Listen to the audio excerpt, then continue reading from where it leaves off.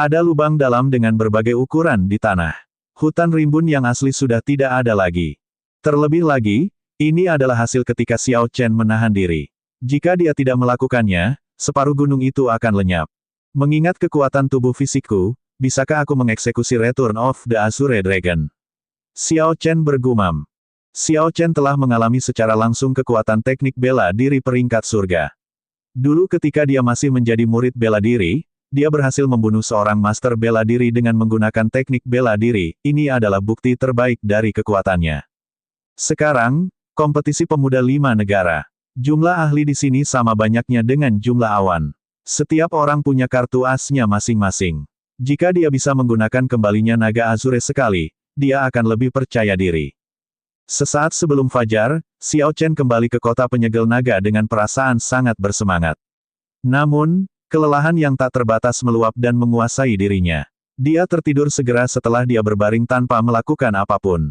Setelah beberapa waktu berlalu, dia mendengar ketukan di pintunya dan seseorang memanggil, "Kakak senior."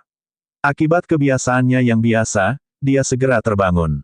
Xiao Chen mengedarkan energinya dan rasa lelahnya hilang. Setelah tidur siang, dia merasa lebih bersemangat. Ketika dia melihat keluar, dia menemukan sinar matahari lemah menyinari jendelanya. Tak disangka, dia sempat tertidur hingga siang hari. Xiao Chen segera bangkit dan membuka pintu. Yun Kexin, Liu Suifeng, Mo Heng, Zhang Lai, dan Murong Chong semuanya sudah berada di luar pintu menunggunya. Tanpa diduga, kakak muda Xiao punya kebiasaan tidur. Ini sudah siang dan kamu masih tidur, kata Yun Kexin dengan gaya yang agak nakal. Xiao Chen merasa sedikit malu. Kejadian sehari sebelumnya mengakibatkan kelelahan baik fisik maupun mental. Kalau tidak, dia tidak akan tidur nyenyak dalam waktu lama. Mengapa kamu mencariku? Liu Suifeng tertawa dan berkata, kakak senior Yun menyarankan agar kita berjalan-jalan keliling kota bersama. Ada banyak situs bersejarah dan arsitektur kuno di Dragon Ceiling City. Kita harus melihat sekeliling dengan baik. Sebelum dinasti Tianwu didirikan, kota penyegel naga sudah ada. Biasanya, kota ini tidak terbuka untuk orang luar, bahkan sulit bagi mereka untuk masuk dan melihat-lihat. Kota ini hanya akan terbuka bagi orang luar selama kompetisi pemuda 5 negara. Para pembudidaya yang datang dari seluruh dunia membuat tempat ini sangat hidup. Bahkan Murong Chong, yang agak antisosial, siap pergi bersama mereka. Orang bisa dengan mudah membayangkan pesona kota penyegel naga. Xiao Chen juga merasa senang karenanya. Dia tersenyum dan berkata, tunggu aku. Aku bisa pergi setelah mandi. Setelah sekitar 15 menit, Xiao Chen meninggalkan halaman bersama yang lainnya untuk berjalan-jalan di kota penyegelan naga. Sehari sebelumnya, dia adalah orang pertama yang tiba di kota penyegel naga. Dia belum melihat siapapun di kota penyegelan naga yang luas. Sekarang, tempat itu dipenuhi orang, ada petani dari semua negara. Para pedagang sepertinya muncul entah dari mana, memenuhi jalanan. Ada restoran, penginapan, dan toko. Segala sesuatu yang diperlukan telah hadir. Kota itu ramai dan terang benderang. Liu Suifeng tersenyum dan berkata, tanpa diduga, ada begitu banyak orang. Kota penyegelan naga bahkan lebih besar dari kota Xie. Setidaknya harus ada 2 juta orang di sini. Mengangguk, Sun Kexin menambahkan, itu normal. Inilah pengaruh dari kompetisi pemuda 5 negara, sebuah acara yang melibatkan seluruh benua. Tambahkan pesona kota penyegel naga itu sendiri dan tidak akan mengejutkan meskipun ada 3 juta orang. Kelompok itu kagum ketika mereka melihat sekeliling kota. Situs bersejarah dari beberapa 10.000 tahun yang lalu dapat dilihat di mana-mana di kota penyegelan naga. Aura kuno yang dipancarkan situs-situs ini memberitahu semua orang bahwa ini pasti nyata. Beberapa situs bersejarah membuat semua orang menghela nafas. Mereka berlama-lama dan lupa untuk pulang.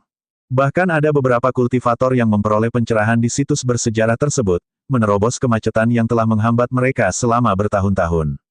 Saat kelompok itu berjalan, mereka tiba di depan tembok yang dipenuhi bekas luka. Ada banyak orang di sini, banyak petani berkumpul di sini. Tidak diketahui terbuat dari apa tembok itu. Warnanya gelap gulita dan memancarkan cahaya redup. Tingginya 100 meter. Ini adalah tembok naga melingkar. Itu terbuat dari meteorit dari langit. Saat jatuh sudah terlihat seperti itu. Bekas luka di atasnya ditinggalkan oleh beberapa marsial sage kuno. Ada bekas luka tombak, pedang, mandau, telapak tangan, dan kepalan tangan.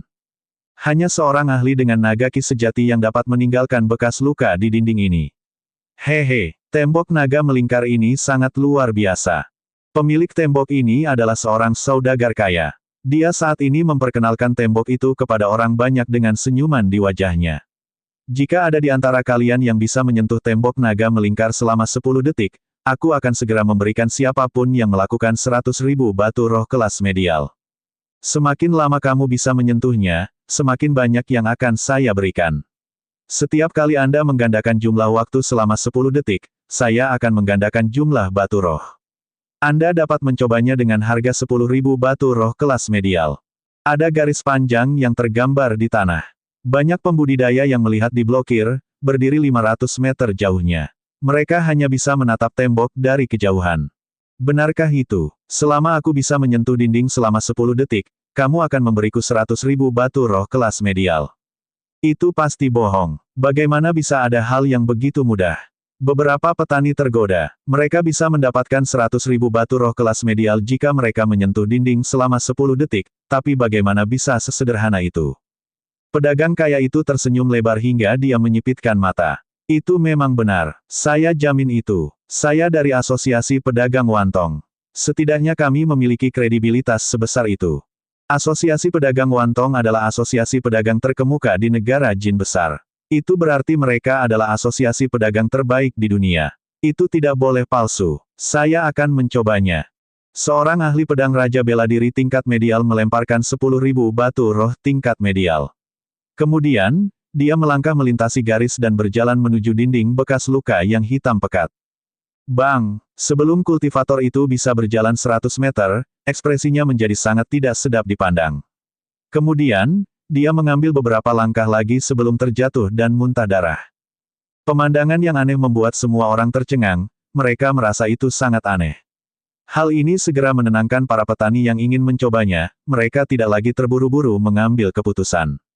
Namun, manusia paling keras kepala dalam hal rasa ingin tahunya. Semakin aneh suatu hal, semakin banyak orang yang ingin mengetahuinya, mereka ingin mencobanya sendiri. Selain itu, ada godaan untuk mendapatkan bayaran besar di batu roh kelas medial. Setelah beberapa orang menyerahkan batu roh mereka, mereka melewati batas. Pada akhirnya, tidak ada yang bisa mencapai jarak 100 meter dari tembok. Mereka semua terlempar ke belakang oleh kekuatan aneh. Ekspresi mereka penuh ketakutan. Setelah merebus beberapa teko teh, orang dari Asosiasi Pedagang Wantong telah menerima lebih dari 2 juta batu roh kelas medial. Senyuman di wajahnya menjadi semakin lebar. Apakah ada teman lain yang ingin mencobanya? Ini adalah tingkat pembayaran 10 kali lipat. Ini sangatlah berarti. Liu Suifeng merasa ini aneh. Dia bertanya, Xiao Chen, apa yang terjadi? Belum lagi menyentuh dinding, bahkan tidak ada yang bisa mendekatinya. Xiao Chen berpikir sejenak sebelum menjawab, inti masalahnya adalah bekas luka yang dalam. Orang itu mungkin mengatakan yang sebenarnya, itu adalah bekas luka yang ditinggalkan oleh beberapa petapa bela diri kuno. Keinginan para petapa bela diri kuno masih tertinggal di luka, mereka belum menghilang. Bladesman akan menghadapi maksud pedang dari Sabre Sage kuno. Pendekar pedang harus menghadapi maksud pedang dari para petapa pedang kuno. Mereka yang bertarung dalam pertarungan jarak dekat harus menghadapi aura Sage masing-masing. Biarkan aku mencobanya. Saat mereka berbicara, Murongcong melangkah maju. Dia membuang 10.000 batu roh kelas medial dan melangkah melewati batas. Kemudian, dia menuju ke Coiling Dragon Wall. Murongcong dengan mudah berjalan 200 meter sebelum ekspresinya mulai berubah menjadi tidak sedap dipandang. Lalu, dia berjalan 100 meter lagi. Sekarang, dia sudah mengerutkan keningnya. Murongcong tidak berhenti bergerak, terus berjalan ke depan. Dia pindah 100 meter lagi. Sekarang, dia hanya berjarak 100 meter dari tembok.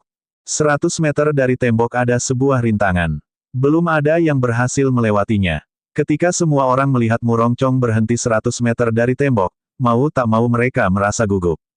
Murongcong menarik napas dalam-dalam dan meletakkan tangan kanannya pada pedangnya. Kemudian, dia mengambil langkah besar ke depan, meninggalkan jejak kaki yang dalam di tanah, dia telah berhasil melangkah menyeberang.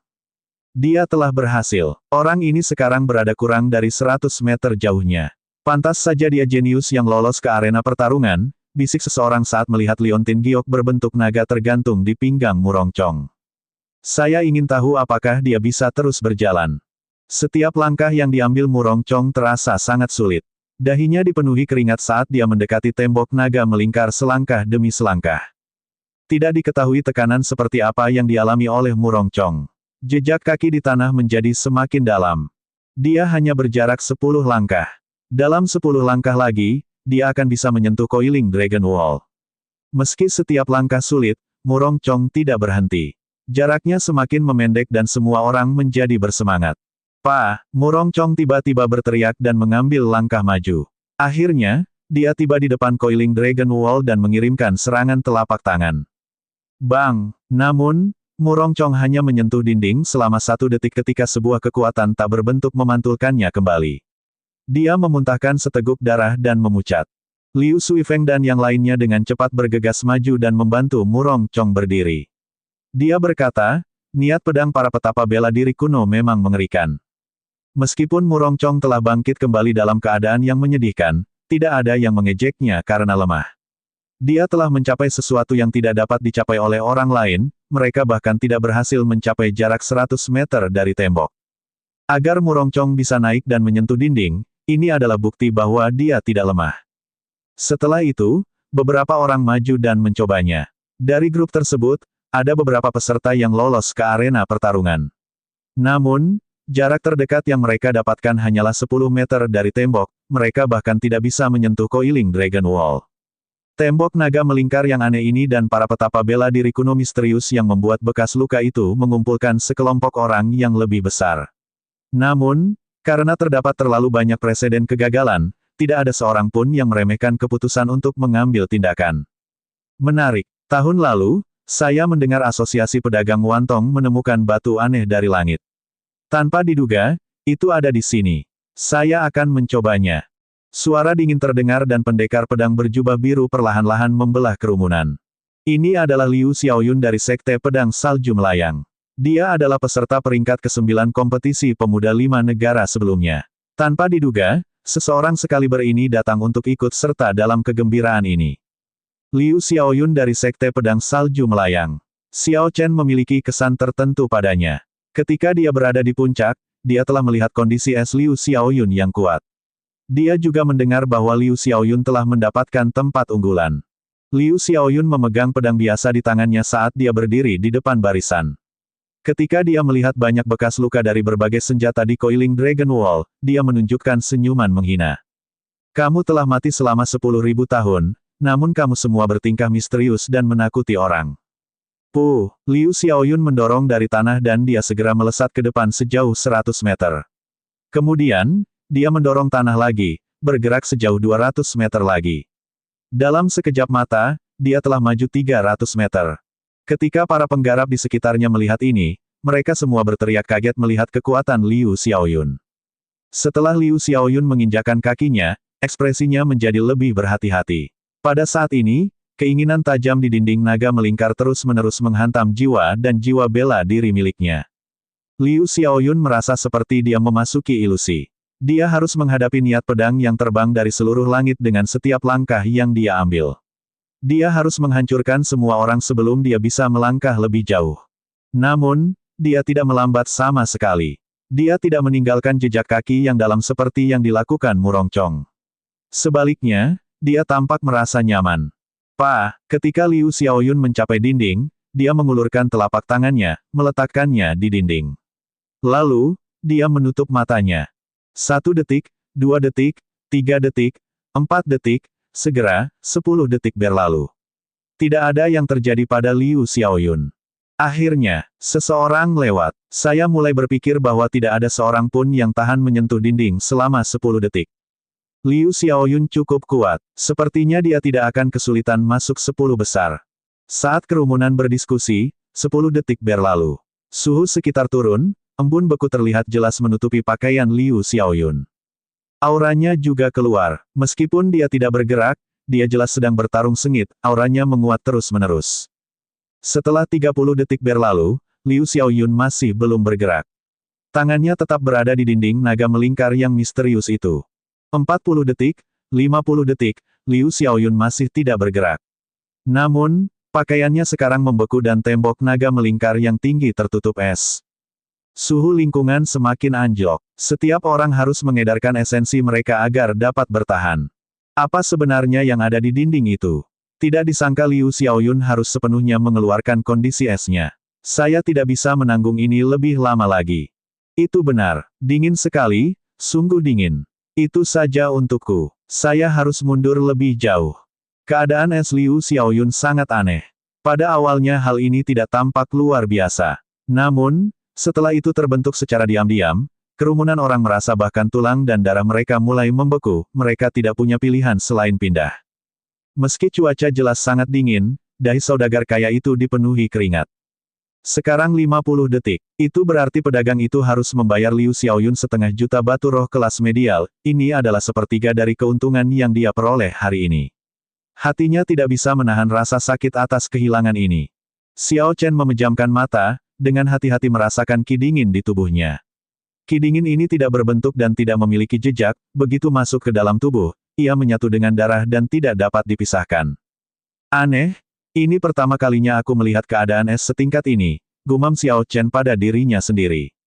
Dia memasukkan rasa spiritualnya ke dalam darahnya dan harus mencari sangat lama sebelum akhirnya menemukan es ki yang samar-samar terlihat. Setelah dia mengeluarkan banyak usaha, esens yang dikaitkan dengan petir di tubuhnya benar-benar memaksa keluar ki dingin. Bang! Setelah 60 detik berlalu, Liu Xiaoyun tidak tahan lagi. Embun beku di tubuhnya meledak. Berbeda dengan yang lain, Liu Xiaoyun tidak meledak. Kakinya tetap menginjak tanah saat dia berkata dengan acuh tak acuh, orang bijak kuno memang mampu. Kemudian, dia mendorong tanah dengan lembut dan terbang menjauh. Keadaan es di udara menghilang dan kerumunan kembali mendekat. Mereka melihat embun beku di Coiling Dragon Wall berubah menjadi uap dan naik ke udara. Tertutup kabut, Coiling Dragon Wall tampak lebih misterius. Melihat Liu Xiaoyun menghilang, saudagar kaya itu tersenyum tipis dan menghela nafas lega. Dia percaya bahwa Liu Xiaoyun sama sekali tidak peduli dengan 600.000 batu roh kelas medial. Ingatlah untuk mengirim 600.000 batu roh kelas medial ke Sekte Pedang Salju Melayang. Anggap saja itu sebagai kontribusi saya pada sekte ini. Sebelum senyuman pedagang itu memudar, sebuah suara yang jelas terdengar dari kejauhan, membuatnya sangat tertekan. Kabar tentang bagaimana tembok naga melingkar yang aneh mengalahkan begitu banyak penggarap dan bagaimana Liu Xiaoyun berhasil menyentuhnya selama 60 detik dengan cepat menyebar ke seluruh kota penyegel naga. Berita ini menarik lebih banyak petani. Beberapa orang jenius terkenal maju ke depan, tertarik untuk mencobanya. Tembok naga melingkar ini menjadi seperti alat untuk mengukur kekuatan seorang kultivator. Ada orang yang bisa bertahan lama, ada pula yang hanya sebentar. Ada juga orang yang bahkan tidak bisa mendekat. Dari sudut tertentu, hal ini menunjukkan kesenjangan antara berbagai pembudidaya. Qian Wen dari 8 klan bangsawan datang juga. Dia juga bertahan selama 1 menit penuh. Nangong Ziyue dari klan Nangong juga datang. Dia bertahan selama 50 detik. Murid Istana Agung Yi, Gong Yangyu, bertahan selama 40 detik. Banyak orang dari 10 sekte besar dan 8 klan bangsawan datang. Hal ini mengakibatkan Coiling Dragon Wall menjadi lebih terkenal. Namun, hanya sedikit yang mampu bertahan selama 1 menit. Sima Lingxuan tidak datang. Dari keturunan lain dari 8 klan bangsawan, hanya Qian Wen dari klan Qian yang bertahan selama 1 menit. Yang lainnya hanya bertahan selama 40 atau 50 detik. Murong Chong tampak sedikit sedih saat menatap Qian Wen. Sepertinya saat mereka bertarung kemarin, Qian Wen hanya menggunakan setengah kekuatannya. Yun Kexin tersenyum dan berkata, "Saudara muda Xiao Chen, mengapa kamu tidak mencobanya?" Xiao Chen sudah tertarik selama beberapa waktu. Selain itu, biayanya hanya 10.000 batu roh kelas medial, dia mampu dengan mudah membelinya. Setelah membayar biayanya, Xiao Chen berdiri di garis start. Dia melihat ke Coiling Dragon Wall 500 meter di depan dan tersenyum tipis. Bisa. Xiao Chen menggambar lunar shadow sabre miliknya dengan kecepatan kilat dan niat pedang yang tajam menyebar. Kemudian, dia melemparkan pedangnya ke arah Coiling Dragon Wall. Sial, sial, sial, sesuatu yang aneh terjadi. Saat berada di udara, lunar shadow sabre yang berputar sepertinya bertemu dengan senjata ampuh lainnya. Saat mereka bentrok, terdengar suara dentang. Sosok Xiao Chen dengan cepat melintas, tidak tersisa di tempat sebelumnya. Dia terbang dengan cepat menuju Coiling Dragon Wall bersama dengan pedangnya. Saat cahaya pedang muncul dan melenyapkan semua kekuatan yang menghalangi, Xiao Chen bergerak tanpa hambatan sampai dia tiba di depan Coiling Dragon Wall. Kemudian, dia menyarungkan Lunar Shadow Sabre dengan suara, "Kakak," sebelum menekankan telapak tangannya ke Coiling Dragon Wall yang misterius. Saat itu, Xiao Chen melihat kilatan cahaya. Dia melihat sekeliling dan menemukan bahwa pemandangan sekitarnya telah berubah. Dia sekarang berada di dataran rumput yang terpencil. Tiba-tiba, sosok-sosok muncul di udara. Orang-orang ini memegang pedang. Niat pedang yang kuat menyebar melalui dataran rumput, menciptakan angin kencang. Seseorang muncul di depan entah dari mana. Setelah berkedip beberapa saat, ia menjadi padat. Tanpa mengucapkan sepatah kata pun, dia dengan cepat menyerbu Xiao Chen dengan pedangnya. Xiao Chen tersenyum tipis dan meletakkan tangan kanannya di gagang pedangnya. Dia berkata dengan lembut, "Biarkan saya melihat seberapa besar kekuatan yang masih dimiliki oleh para sage kuno setelah beberapa 10.000 tahun." Angin kencang bertiup saat niat pedangnya melonjak, membungkuk di atas seluruh rumput. Bila melihat padang rumput, semua rumput kini rata, seolah-olah sedang berbaring sujud. Pedang misterius itu mulai bertarung dengan Xiao Chen. Setelah 100 gerakan, aura pedang itu menjadi tidak stabil. Xiao Chen menangkap celah itu dan menghancurkannya dengan satu serangan. Setelah itu, seorang ahli pedang lain muncul. Hal ini terus terjadi hingga dia membunuh 10 ahli pedang dan kalah dari yang ke-11. Kesadaran Xiao Chen kembali ke dunia nyata dan telapak tangannya sudah terlepas dari Coiling Dragon Wall. Dia melihat jam pasir di sampingnya dan menemukan bahwa 2 menit telah berlalu tanpa dia sadari. Setelah Xiao Chen menerima 1,2 juta batu roh kelas medial dari pedagang, dia kembali ke teman-temannya. Dia berkata pada Yun Kexin, "Ayo pergi. Tidak banyak lagi yang bisa dilihat." Betapa kuatnya. Tanpa diduga, dia bertahan selama 2 menit. Siapa orang ini? Mengapa saya belum pernah mendengar tentang dia? Mungkinkah dia lebih kuat dari Liu Xiaoyun? Para penggarap yang mengamati semuanya sangat tercengang. Mereka mulai mencoba menebak identitas Xiao Chen. Baiki, yang telah tiba pada suatu waktu, memperhatikan saat Xiao Chen pergi. Dia bergumam, "Niat pedang yang kuat. Orang ini setara dengan saya." Setelah membuang muka, Baiki juga dengan santai mencoba Coiling Dragon Wall. Seperti Xiao Chen, hasilnya juga 2 menit. Bagaimanapun, dia jauh lebih kuat daripada keturunan lain dari 8 klan bangsawan. Saat matahari terbenam, jumlah pembudidaya di Coiling Dragon Wall berkurang, tidak lagi sesibuk dulu. Namun, seseorang tiba di sini, mengejutkan pedagang kaya yang sedang berkemas. Dia bertanya dengan suara sedikit tegang, "Tuan Muda Sima, apakah Anda di sini untuk mencobanya juga?" Sima Lingxuan memperlihatkan senyuman tipis di wajah tampannya. "Di sini saja untuk melihat keseruannya. Mari kita lihat berapa lama saya bisa bertahan." "Pak," tanpa Sima Lingxuan membuat gerakan apapun, sosoknya berkedip dan tiba di depan Coiling Dragon Wall. Lalu, dia menempelkan telapak tangannya ke dinding. Setelah waktu yang terasa lama, dia menarik kembali telapak tangannya dan melihat jam pasir. Dia telah bertahan selama 5 menit penuh. Kepercayaan diri yang kuat muncul di hati Sima Lingxuan saat dia tersenyum lembut. Tidak repot-repot meminta batu roh apapun, dia langsung menghilang. Tanda hubung tanda hubung tanda hubung tanda hubung tanda hubung tanda hubung.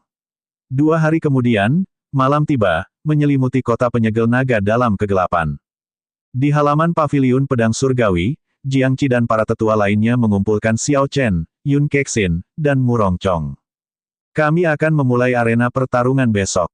400 peserta akan dibagi menjadi kelompok yang terdiri dari 20 orang dan dilanjutkan dengan 2 babak penyisihan. Setiap putaran eliminasi akan menghilangkan separuh orang. Babak penyisihan akan berfungsi dengan sistem poin.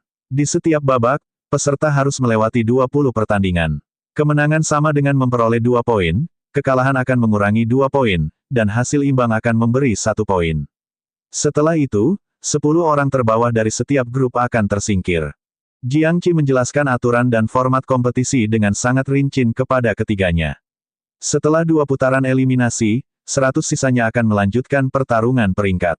Hanya mereka yang berada di peringkat 50 besar yang bisa mendapatkan keberuntungan. Setelah ketiganya mendengar Jiangqi menjelaskan peraturannya, mereka semua memiliki ekspresi berbeda.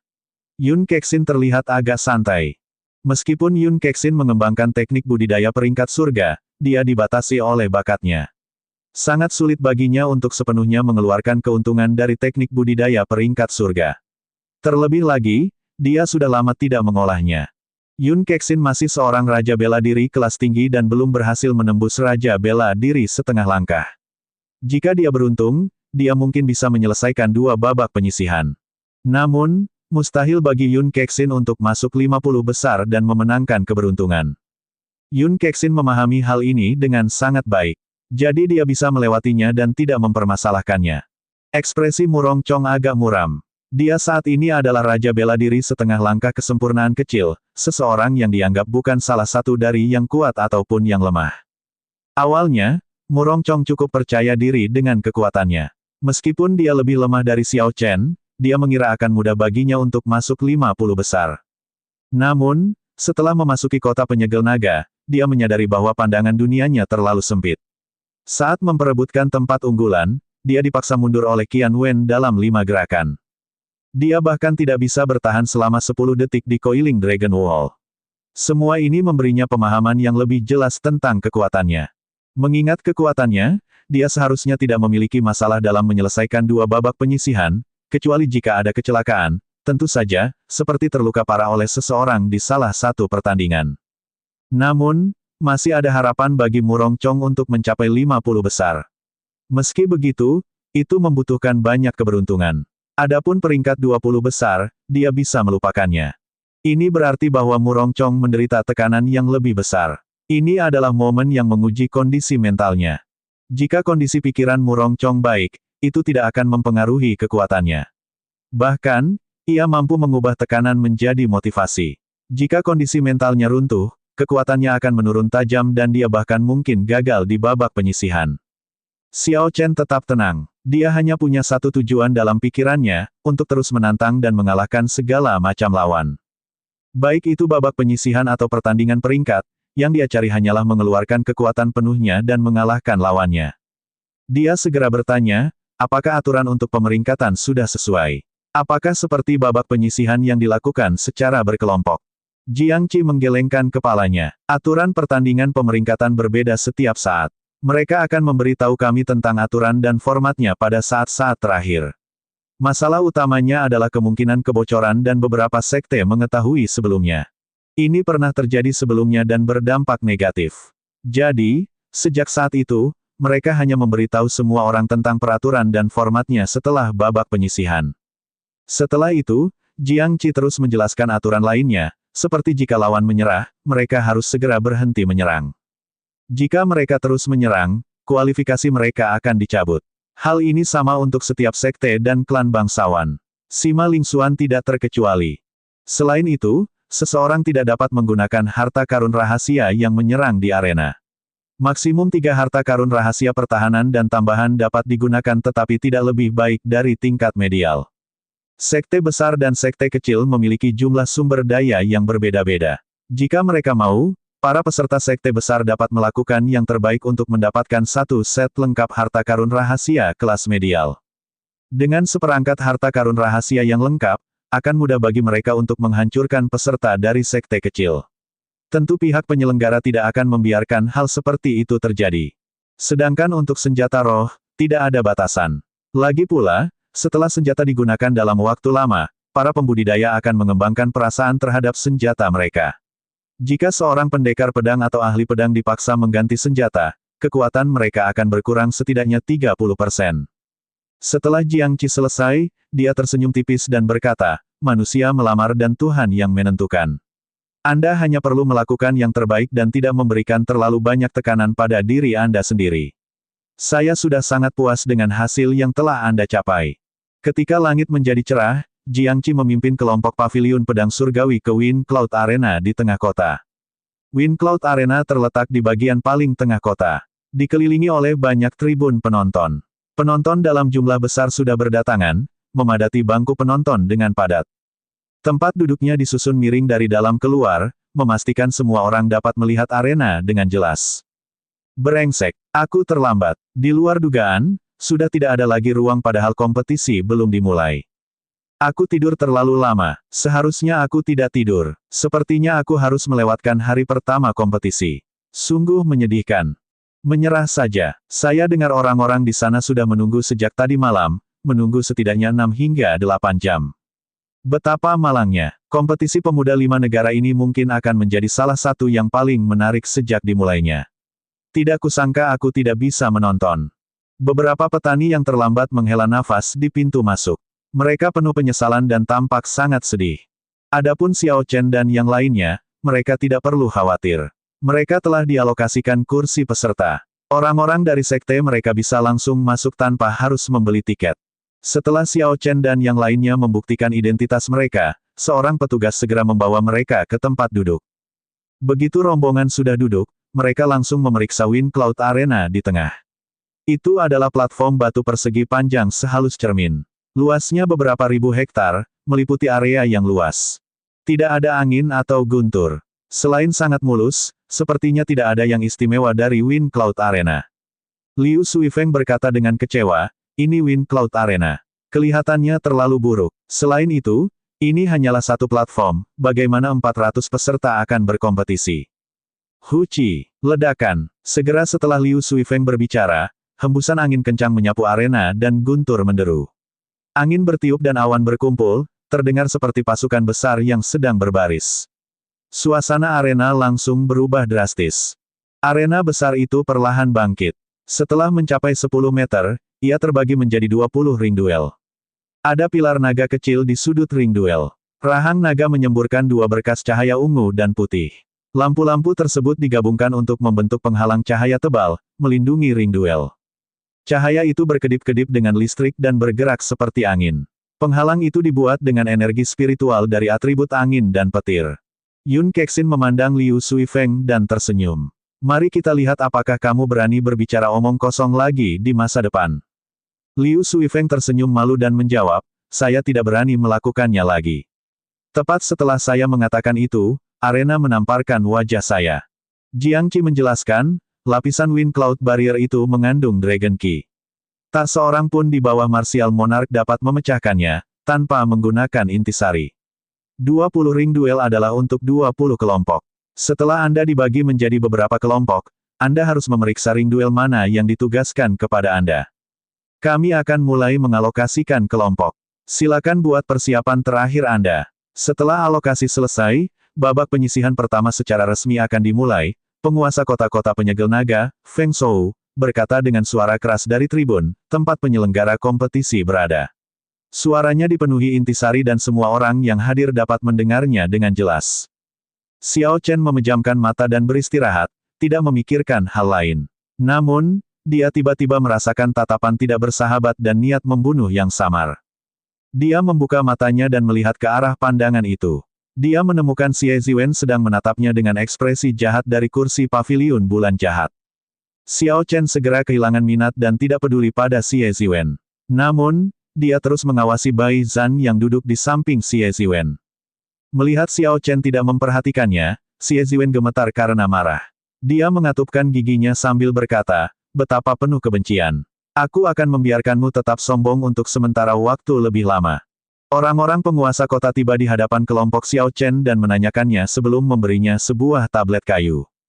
Di bagian depan tablet kayu itu tertulis, Grup 6, dan di belakangnya tertulis nama dan nomor masuknya. Yun Kexin melihat dengan cermat tablet kayunya sebelum bertanya, Xiao Chen, kamu termasuk dalam kelompok apa? Saya di grup 3. Grup 6. Grup 7. Murong Chong melaporkan kelompoknya juga. Tanda hubung tanda hubung tanda hubung. Di mana paviliun bulan jahat berada, Xie Ziwen melihat tablet kayunya sendiri. Kata-kata, grup 6, ada di fonnya.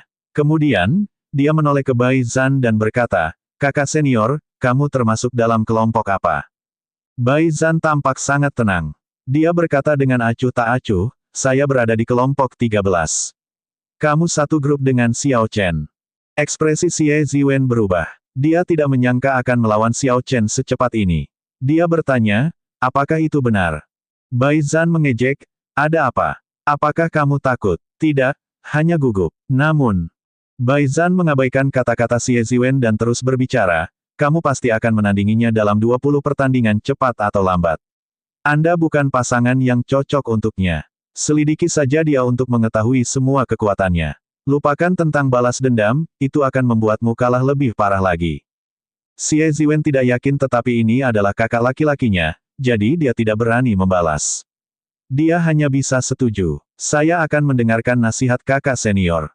Namun, Xie Ziwen berpikir dalam hati, saya tidak percaya bahwa setelah 1 tahun berkultivasi, saya masih belum bisa menandinginya.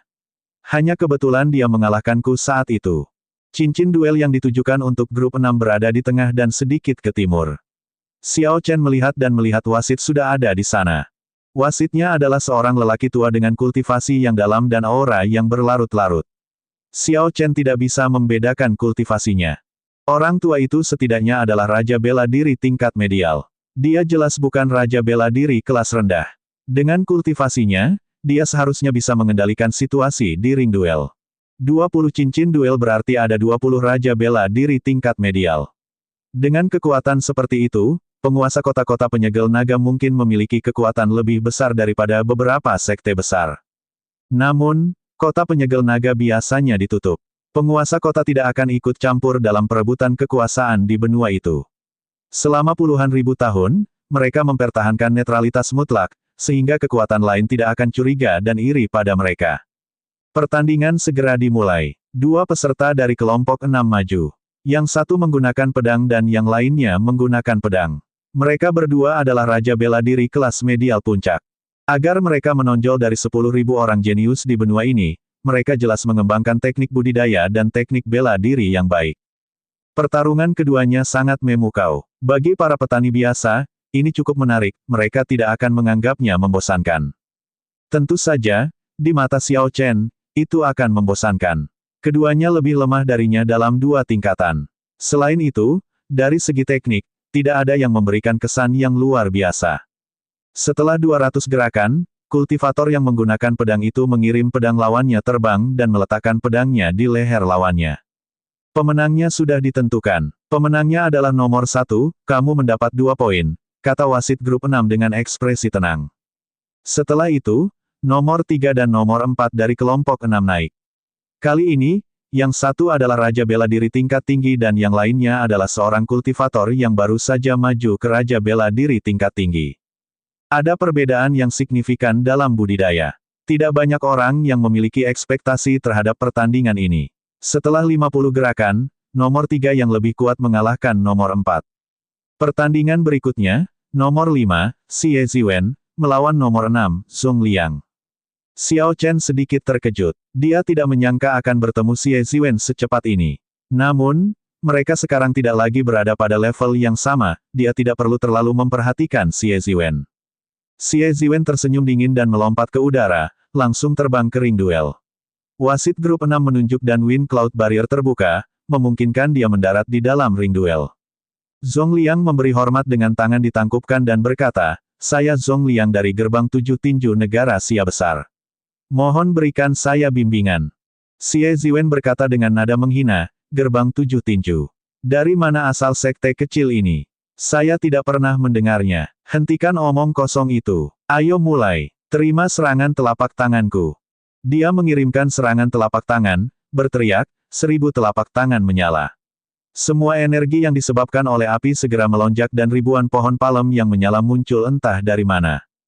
Kemudian, telapak tangan yang menyala-nyala itu dengan cepat bergabung dan membentuk telapak tangan yang besar dan menyala-nyala. Mata Xiao Chen berbinar dan dia berkata dengan suara lembut, ada perbaikan. Dia sekarang setengah kekuatan Bai Zhan dari setengah tahun lalu. Kembali ke tanah sunyi kuno, telapak tangan besar Xie Ziwen yang menyala membutuhkan waktu lama untuk menyimpan tenaga sebelum bisa dilepaskan. Terlebih lagi, saat itu, Xie Ziwen menggunakannya sebagai kartu truf melawan Xiao Chen. Sekarang, dia menggunakannya sebagai jurus biasa dan dia bisa memadatkannya dengan sangat cepat. Setelah 1 tahun, Xie Ziwen mengalami kemajuan yang signifikan. Ekspresi wajah Zhong Liang berubah serius. Ia menyadari bahwa lawannya sulit untuk dihadapi. Dia menyatukan kedua tangannya dan membentuk perisai esens pelindung yang tampak seperti dinding, dia memfokuskan semua upayanya dalam bertahan. Bang! Gelombang panas melonjak dan bunga api beterbangan. Zhong Liang mundur lebih dari 100 langkah. Mari kita lihat berapa banyak pukulan telapak tanganku yang bisa kamu tahan. Xie Ziwen meneriakkan seruan perang yang keras dan telapak tangan besar yang menyala-nyala menekan seperti gunung lagi. Dia mengirimkan serangan telapak tangan demi serangan tanpa jeda. Zhong Liang memucat. Setelah menahan 5 gerakan, darah mengucur dari sudut bibirnya. Jelas sekali, dia terluka parah. Kamu kalah. Xie Ziwen mengirimkan 2 serangan telapak tangan pada saat bersamaan. Kedua telapak tangan besar yang menyala itu langsung mengembun dan bergabung menjadi satu. Kekuatannya segera berlipat ganda dan Zhong Liang tidak tahan lagi. Perisai esensi Zhong Liang hancur dan dia memuntahkan seteguk darah. Kemudian, dia terjatuh ke tanah dan tidak bisa bangun. Pemenangnya sudah ditentukan, kata wasit grup 6 dengan tenang. Pemenangnya adalah Xie Ziwen, kamu mendapat 2 poin. Penatua pertama, Jiang Qi, berkata dengan hati-hati, dia mampu melukai lawannya dengan parah dalam 5 gerakan. Xiao Chen, jika kamu bertemu dengannya, kamu harus berhati-hati. Orang ini sepertinya adalah murid paviliun bulan jahat. Dia berhasil masuk 50 besar di kompetisi pemuda 5 negara sebelumnya. Xiao Chen tidak mengatakan apapun. Dia hanya tersenyum tipis sambil terus menonton pertandingan. Di setiap grup, setiap orang harus bertarung dalam 20 pertandingan. Pertandingan pertama akan terjadi dalam urutan numerik. Jumlah Xiao Chen lebih tinggi, jadi dia akan muncul nanti. Namun, beberapa pertandingan berikutnya di grup 6 tidak berjalan dengan baik. Xiao Chen mau tidak mau mengalihkan perhatiannya ke ring duel lainnya. Dia dengan santai melihat sekeliling dan menemukan seseorang yang dikenalnya. Jadi dia tidak bisa tidak memperhatikan. Duan Muking saat ini sedang bertarung sengit dengan lawannya di duel ring 9. Duan Muking hanyalah raja bela diri tingkat medial tetapi lawannya adalah raja bela diri tingkat tinggi, lebih tinggi 1 tingkat darinya. Namun, pertarungan tersebut saat ini menguntungkannya. Rambutnya memutih dan berkibar di udara. Matanya dingin dan tanpa emosi saat dia memegang pedang panjang dan ramping di tangannya. Setiap gerakan yang dilakukan Duan Muking mampu menekan lawannya. Dia seperti robot, tidak ada emosi sama sekali di wajahnya. Ditekan oleh seseorang yang tingkat kultivasinya lebih rendah, lawan Duan Muking pasti merasa sangat frustrasi. Dia telah mencoba beberapa kali untuk membalikkan keadaan, tapi dia selalu berhasil menemukan titik lemah dari gerakan pembunuhannya, dan menghancurkan semuanya dengan segera. Akhirnya, dia mengalahkan lawannya, menjadi orang pertama di kelompoknya yang mengalahkan alam kultivasi yang lebih tinggi. Duan Muking menjadi sangat kuat. Xiao Chen terus melihat sekeliling dan melihat orang lain yang dikenalnya, Ding Fengchou dari gerbang pedang surgawi. Setelah tidak bertemu dengannya selama setahun, dia mendapati kemajuannya juga mencengangkan. Ding Fengchou hanya menggunakan 3 gerakan untuk mengalahkan lawan raja bela diri tingkat tinggi. Ding Fengchou saat ini tampaknya lebih kuat dari Xie Ziwen. Setelah itu, Xiao Chen terus menonton beberapa pertandingan lainnya. Peserta terlemah dalam pertarungan arena adalah raja bela diri kelas medial, sebagian besar pesertanya adalah raja bela diri kelas tinggi. Ada juga beberapa martial monarch setengah langkah. Sedangkan untuk raja bela diri setengah langkah kesempurnaan besar, jumlahnya kurang dari 10. Untuk saat ini, tidak ada raja bela diri setengah langkah kesempurnaan. Lihat, Nangong Ziyue dari klan Nangong sedang naik. Dia adalah salah satu dari 8 besar di kompetisi pemuda 5 negara sebelumnya. Xiao Chen melihat sekeliling dan melihat seorang gadis berpakaian ungu berdiri di ring duel 19. Temperamennya tampak luar biasa. Lawan Nangong Ziyue adalah seorang lelaki gagah yang memegang pedang besar. Auranya juga tidak lemah. Saya Gong Haoyu. Mohon berikan saya bimbingan. Laki-laki gagah itu tampak agak berhati-hati, dia tahu reputasi klan Nangong. Setelah pertandingan dimulai, dia langsung mundur beberapa langkah. Ledakan. Namun, sebelum Gong Haoyu dapat berdiri kokoh, dia dibanting ke tanah oleh Nangong Ziyue dengan serangan telapak tangan. Dia bahkan tidak bisa melihat bagaimana dia menyerang. Betapa kuatnya. Tanpa diduga, dia hanya menggunakan 1 serangan telapak tangan untuk mengalahkan lawannya. Gong Haoyu itu juga tidak lemah. Dalam kompetisi pemuda 5 negara sebelumnya dia adalah salah satu dari 50 teratas. Namun, sepertinya keduanya tidak berada pada level yang sama. Klan Nangong benar-benar pantas mendapatkan reputasi mereka. Saya ingin tahu apakah dia bisa masuk 5 besar kali ini. Semua orang sudah menduga bahwa Nangong Ziyue akan menang. Namun, mereka tidak mengira dia akan menang dengan mudah. Seorang jenius dengan peringkat 10 besar memang bukan seseorang yang bisa dibandingkan dengan seorang jenius biasa. Xiao Chen melihat semuanya dengan sangat jelas. Namun, dia tidak terlalu mempermasalahkannya. Meskipun Namong Ziyue kuat, dia bukanlah tandingannya. Lawan sebenarnya hanyalah Sima Lingxuan dan Xuan Yuan Zantian. Jika ada orang lain, itu adalah Chu Chaoyun yang misterius. Pertandingan berikutnya, nomor 19, Xiao Chen, melawan nomor 20, Huang Qiang. Akhirnya giliran Xiao Chen yang bertarung di duel ring 6. Di ring duel, Xiao Chen menarik auranya sepenuhnya, tidak membiarkan orang lain mengetahui seberapa kuat dia. Dia melakukan salut tangan dan pertandingan dimulai. Hehe, terima kasih atas 2 poin yang Anda berikan kepada saya. Lawan Xiao Chen, Huang Qiang, adalah seorang pendekar pedang. Seperti Xiao Chen, dia juga seorang martial monarch setengah langkah. Dia mengarahkan pedangnya ke arah Xiao Chen, tidak mempedulikannya sama sekali. Orang ini bahkan belum memahami maksud pedang, namun dia berani menyombongkan diri seperti itu. Xiao Chen terdiam. Xiao Chen melangkah maju dan sosoknya berkedip. Dia dengan cepat mengedarkan vital ki-nya dan tulang-tulang di tubuhnya retak. Seketika, dia merasakan vital ki yang tak terbatas memenuhi tubuhnya. Dia berteriak, menghancurkan armor. Merebut hati. Mengepalkan tangan kanannya, Xiao Chen membentuk gelombang energi biru yang tajam, dengan mudah menerobos serangan lawannya. Cakar merebut hati. Kemudian, dia mengubah tinjunya menjadi cakar dengan sangat halus, pergeseran itu terlihat sangat alami. Huang Qiang merasa ngeri melihat cakar itu menghancurkan perisai esensnya dan menyerang dadanya. Xiao Chen tidak mendorong cakarnya ke dada Huang Qiang.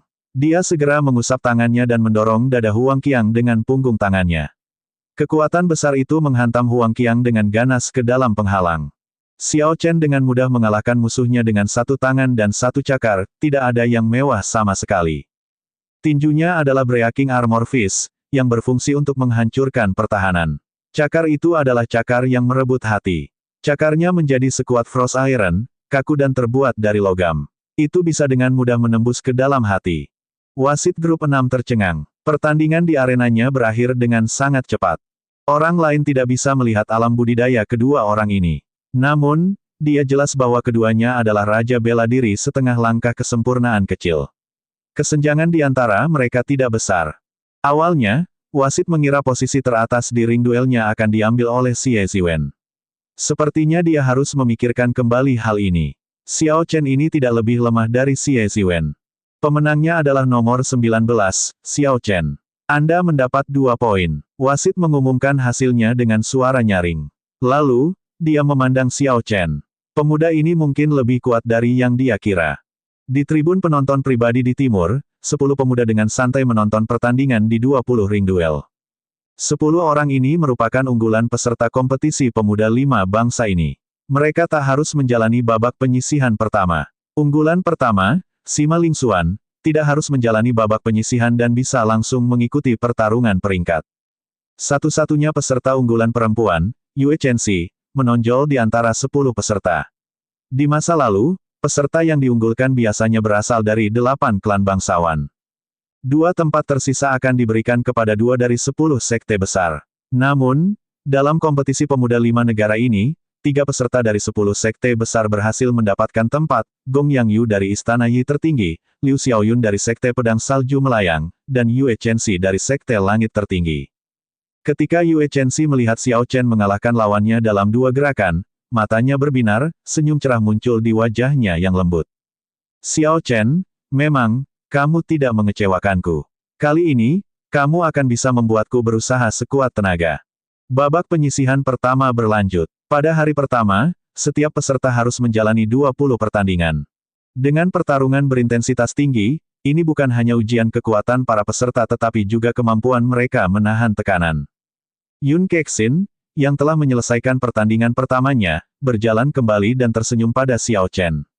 Xiao Chen, sudah berapa pertandingan yang kamu jalani? Bagaimana hasilnya? Sebelum Xiao Chen bisa menjawab, Liu Suifeng menjawab. Hehe, sejauh ini, dia telah memenangkan semua 5 pertandingannya.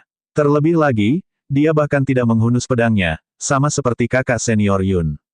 Yun Kexin tersenyum, tidak menganggapnya benar. Dalam kasus saya, ini semua karena keberuntungan. Terlebih lagi, saya tidak menang semudah itu. Namun, tidak banyak ahli di kelompok saya. Selama saya tidak kalah dalam 5 pertandingan lagi, saya seharusnya bisa melewati babak ini. Peserta yang diunggulkan tidak akan tampil pada babak penyisihan pertama. Hal ini mengakibatkan sebagian besar kelompok tidak mempunyai ahli absolut.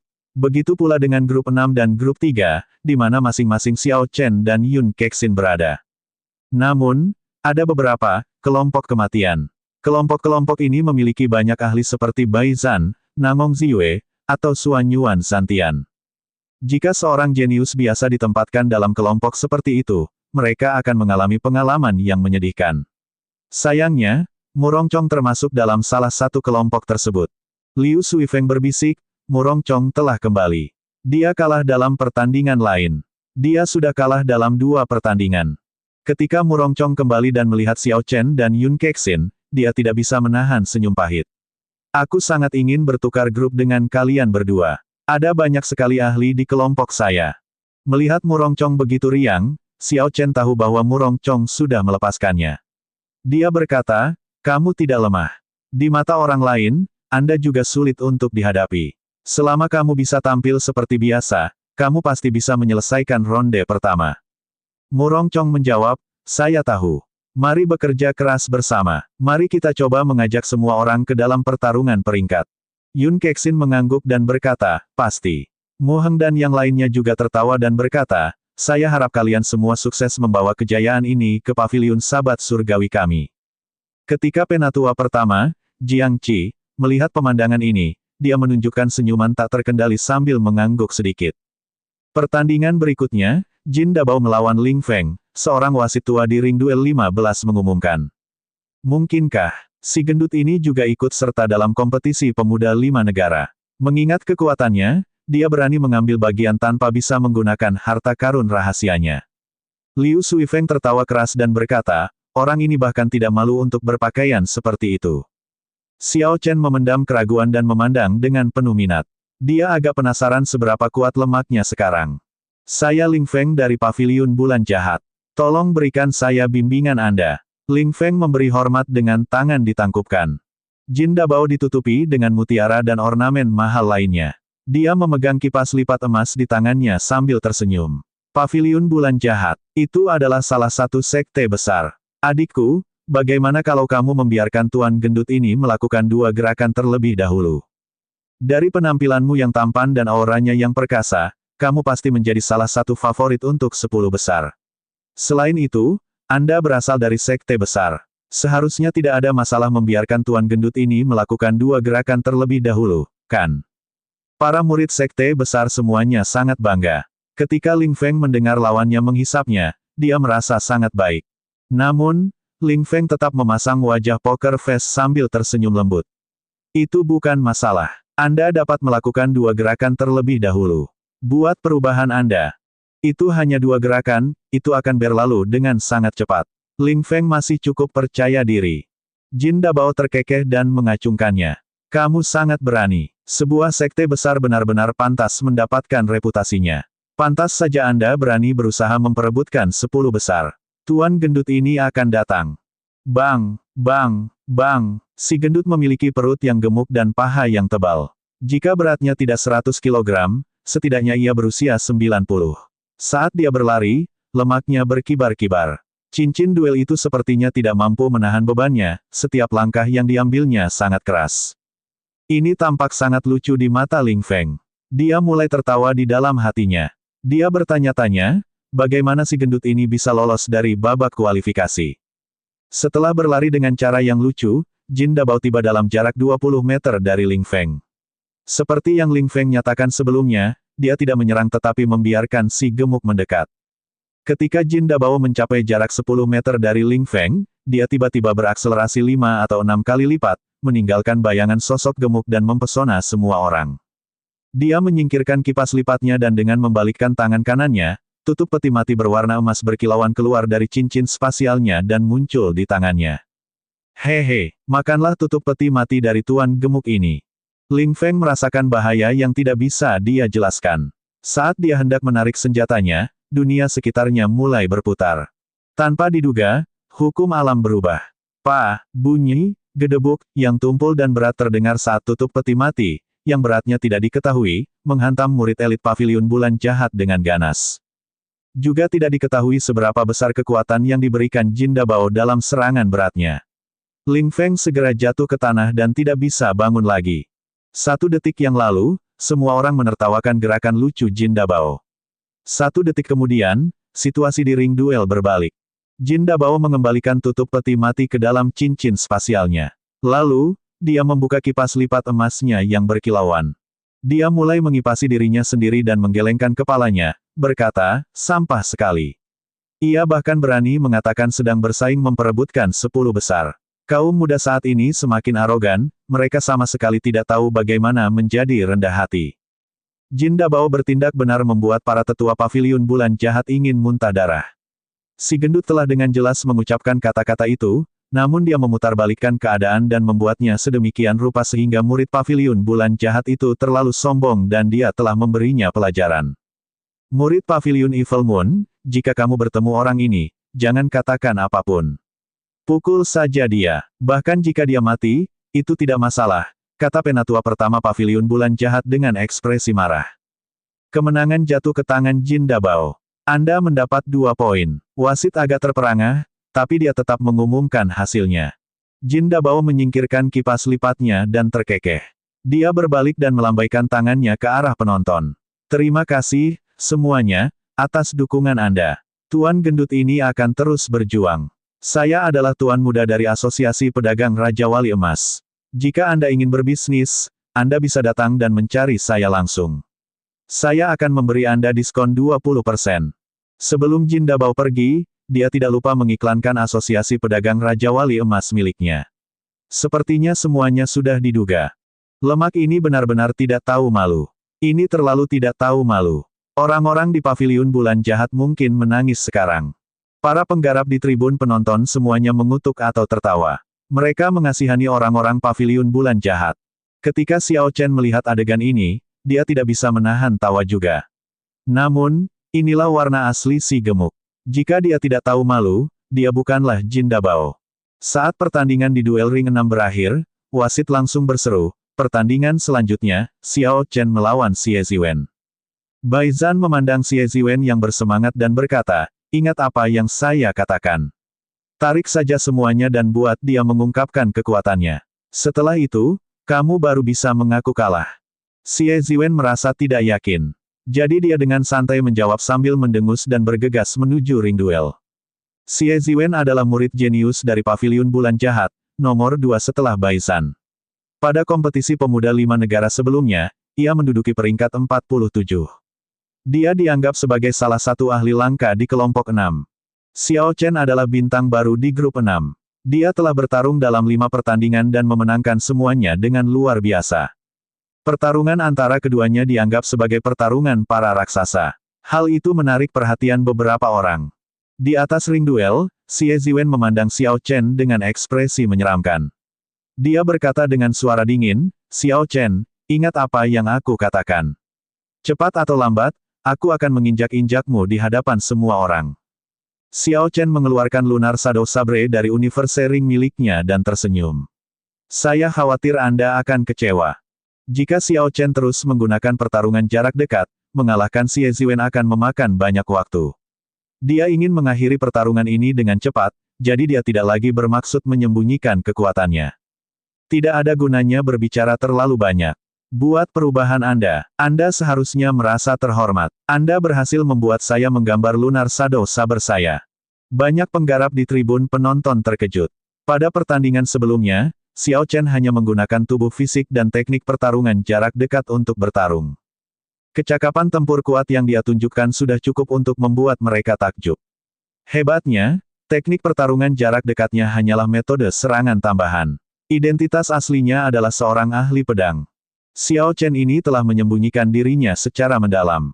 Jika dia kalah di arena pertarungan, dia akan mendapat pengurangan 2 poin. Dia sangat berani. Sepertinya akan ada talenta baru yang muncul dari grup 6.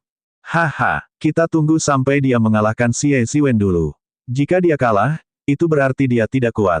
Para penggarap yang memperhatikan kelompok 6 berdiskusi dengan berbisik. Tanpa diduga, Xiao Chen menyembunyikan kekuatannya. Hal ini membuat penonton semakin bersemangat menyambut pertandingan ini. Meskipun Xie Ziwen melihat Xiao Chen meremehkannya, dia tidak marah. Sebaliknya, dia tersenyum dan berkata, "Bagus. Bagus. Sangat bagus. Mari kita lihat betapa sombongnya kamu setelah ini." 1000 telapak tangan menyala. Xie Ziwen berteriak dengan ganas dan semua energi spiritual yang disebabkan oleh api di ring duel yang luas melonjak. Percikan muncul di mana-mana. Dia mengulurkan telapak tangan kanannya dan percikan api segera berkumpul, membentuk telapak tangan besar yang realistis dengan garis telapak tangan yang sangat jelas. Itu seperti gunung yang menekan Xiao Chen dengan tekanan besar. Xie Ziwen mengandalkan langkah ini untuk mencapai sejauh ini. Tidak ada seorang pun yang mampu bertahan lebih dari 10 gerakan, yang menunjukkan betapa kuatnya gerakan ini. Bisa. Lunar Shadow Sabre keluar dari sarungnya dan kilatan ungu muncul. Telapak tangan yang menyala-nyala langsung terbelah menjadi dua, berubah menjadi percikan api yang tak terhitung jumlahnya sebelum menghilang. Tousan Flaming Palms dengan mudah dihancurkan oleh Xiao Chen dalam satu gerakan, tidak ada perlawanan sama sekali. Brengsek, ekspresi Xie Ziwen menjadi tidak sedap dipandang. Dia tidak menyangka langkah ini akan dipatahkan dengan mudah. Sosoknya melayang di udara tanpa ritme apapun. Seketika, banyak telapak tangan menyala muncul di udara, menekan ke arah Xiao Chen dari segala arah. Dengan pandangan sekilas, sepertinya arena duel yang luas itu dipenuhi dengan telapak tangan yang menyala-nyala, pemandangan yang sangat megah dan menakjubkan. Xiao Chen tetap tenang saat dia melewati telapak tangan yang menyala-nyala seperti sedang berjalan-jalan santai. Saat dia mengayunkan pedangnya, dia tidak dibatasi, bergerak sesuka hatinya. Pedang itu bergerak sesuai keinginan hati, orang itu bergerak bersama dengan pedangnya. Saat mereka bergerak secara alami, mereka menghancurkan semua telapak tangan menyala yang menakutkan menjadi percikan api yang tak terhitung jumlahnya. Pupil wasit grup 6 mengecil. Dia berpikir dalam hati, sungguh suatu keadaan yang ajaib. Orang ini hampir mendorong teknik pedangnya ke tingkat yang saleh. Xiao Chen berkata dengan tenang, "Xie Ziwen, jika hanya itu yang kamu punya, maka berhentilah keluar untuk mempermalukan dirimu sendiri." Maumu. Wajah Xie Ziwen tenggelam. Dia tidak menyangka bahwa teknik bela diri yang dia habiskan begitu banyak waktu untuk berlatih ternyata lemah di mata Xiao Chen, memaksanya untuk mengungkapkan kartu asnya terlebih dahulu. Mengamuk 10.000 api. Mengaum. Tiba-tiba, puluhan ribu pohon palem yang menyala mulai bergetar. Mereka tampak seperti kultivator yang memiliki emosi, gemetar karena marah. Saat suara-suara itu digabungkan, rasanya seperti dewa api yang berteriak marah. Kemarahan, kegilaan, ketidakpuasan, emosi seperti itu menyebar ke seluruh tempat. Tanpa diduga, Xie Ziwen telah menggabungkan emosinya ke dalam api.